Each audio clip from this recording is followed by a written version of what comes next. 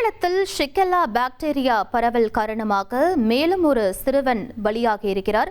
கூடுதல் விவரங்களை எமது செய்தியாளர் பிரசாத் வழங்கிட கேட்கலாம். பிரசாத், முழு விவரங்கள் என்ன பதிவு பண்ணுங்க. வணக்கம்.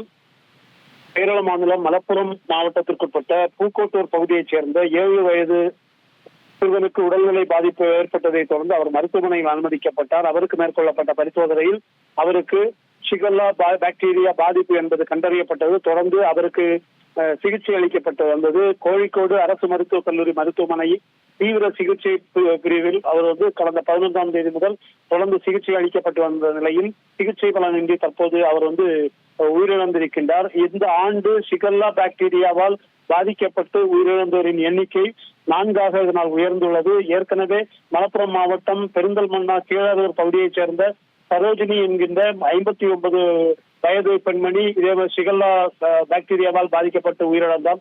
அதைத் தொடர்ந்து தற்போது இந்த மரணம் என்பது கேரள மக்களுக்கு அதிர்ச்சியை ஏற்படுத்தியிருக்கின்றது.